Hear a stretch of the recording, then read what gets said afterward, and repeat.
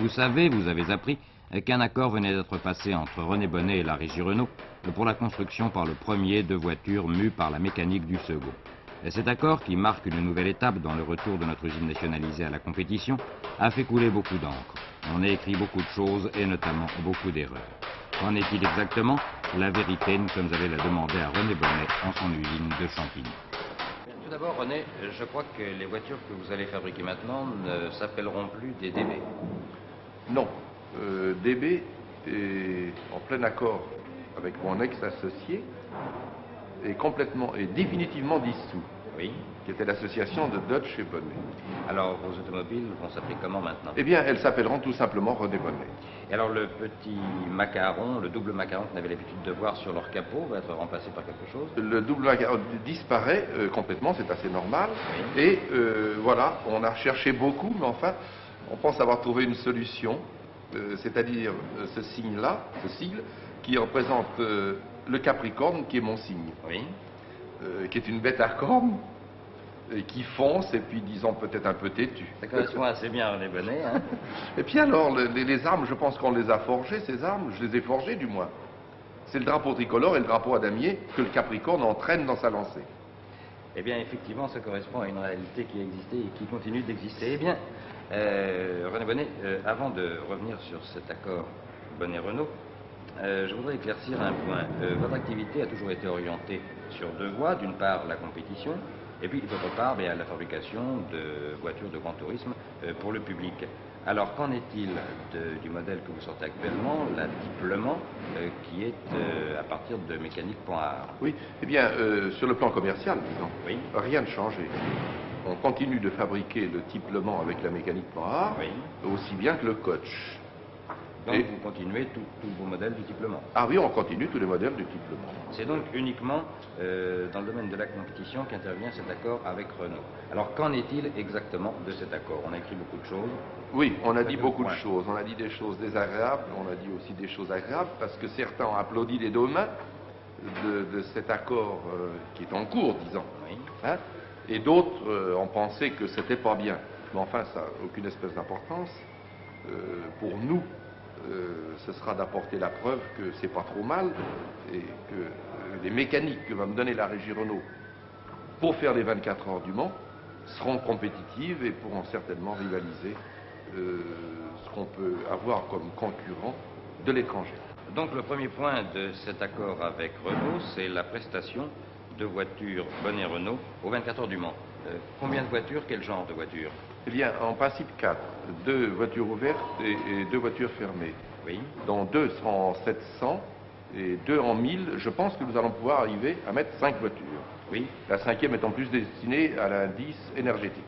Est-ce que René, vous pouvez nous montrer quelque chose de ces voitures? Pas grand-chose. Une maquette que voici, enfin qui est sont les sections et la préformation de la carrosserie. Là, vous êtes en train de fabriquer la carrosserie à la main, au marteau. Voilà, les artistes sont en train de prendre la feuille de Duralinox en alliage léger et de le former d'après ces sections que vous voyez là, ce qui représente beaucoup d'heures de travail. C'est une voiture extrêmement profilée, enfin vous avez recherché évidemment un meilleur coefficient de pénétration. Celle-ci, c'est celle qui aura un moteur à l'arrière, bien sûr.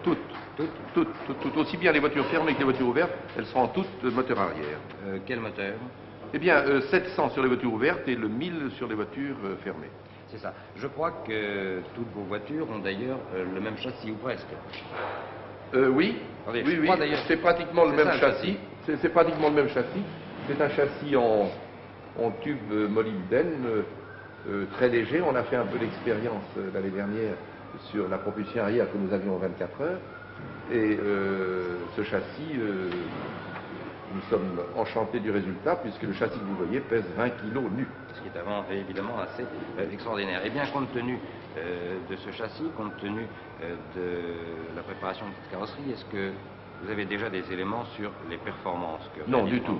Du tout. Vous savez, compte tenu du peu de temps qui nous reste, cette année, je pense que ce sera une année de présentation, de prise de contact avec ces nouvelles mécaniques. Je pense qu'on fera une démonstration honnête, mais on n'a pas la prétention de pouvoir faire une révolution et de gagner. Parce que tout ça a effectivement été fait extrêmement rapidement. Rapidement, puis c'est du nouveau. C'est du nouveau. y a beaucoup de choses à faire.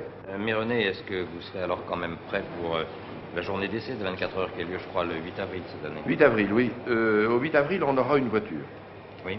On aura une voiture, ce ne sera pas quelque chose de défini, disons un mulet. Hein? Donc ce jour-là, nous pourrons voir la première Bonnet à moteur Renault à l'arrière. René, tout à l'heure, au début, nous avions parlé de votre double activité, à la fois sur le plan de la compétition et sur le plan commercial. Est-ce que l'on peut penser qu'après ce premier galop dans le domaine de la compétition avec des moteurs Renault, il y aura... Ah ça, vous savez, là vraiment, pour le moment, il m'est impossible, il n'y a aucune décision de prise. Je continue à fabriquer des automobiles pour madame et monsieur tout le monde que vous avez vu, avec les mécaniques Porard. Alors on verra ça plus tard, parce que vous avez quand même à Romorantin une usine qui est unique dans son genre, et notamment en ce qui concerne la carrosserie en matière plastique. Oui, à Romorantin maintenant, on a la centrale plastique, quoi. Oui. On fabrique tous les éléments plastiques sur place, et le montage. Et nous sortons, puisqu'il y a un problème d'adaptation, de main-d'œuvre, d'éducation, on sort une voiture et demie par jour. Mais les voitures que vous voyez là arrivent de Romorantin. Mais vous avez une capacité de production plus grande. Très importante, puisqu'on a 10 000 mètres couverts au sol, très bien aménagés, très modernes. Je pense d'ailleurs que dans le cadre de cette enquête que nous commençons sur l'ensemble de la construction automobile et du sport automobile, nous irons vous rendre visite à Romorantin. Je serai très content.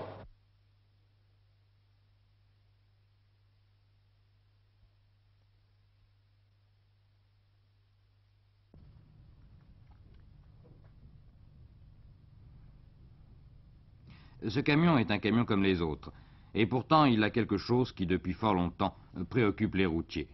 Depuis qu'il existe des pneus jumelés, on s'est aperçu que ceux-ci étaient victimes d'un déséquilibre de pression provenant soit d'un mauvais gonflage, soit du profil de la route, soit du travail anormal d'un pneu seulement, et qu'ils perdaient ainsi une partie de leur raison d'être en raison de l'augmentation de pression anormale dans un seul pneu, comme on a pu le voir grâce à ces deux manomètres. Cet appareil a pour raison de pallier ces inconvénients. Il s'agit d'une valve Carlan qui présente plusieurs caractéristiques. D'abord, vous allez voir, de permettre un équilibre parfait des deux pneus jumelés en un seul gonflage.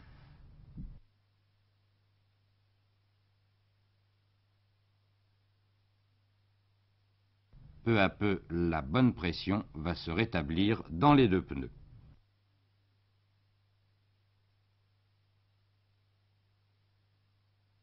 Voilà, c'est fait.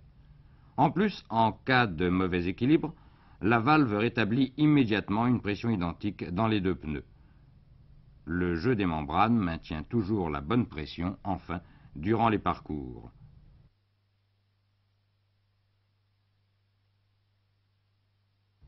Le camion est parti.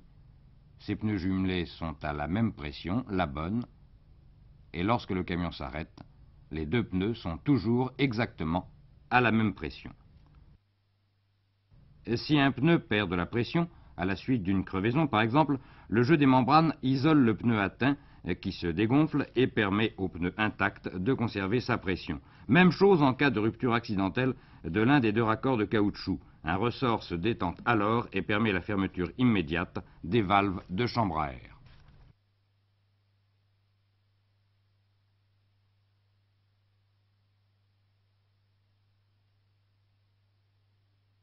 L'intérêt de ces diverses possibilités est grand, on le comprend, pour les professionnels des transports poids lourds, puisque l'effort particulier qui peut être demandé aux pneumatiques de leur camion, comme on va le voir dans un instant sur les pavés de Montlhéry, ne risque plus de déterminer des usures anormales et de mauvaise qualité de freinage par la suite d'un déséquilibre de pression.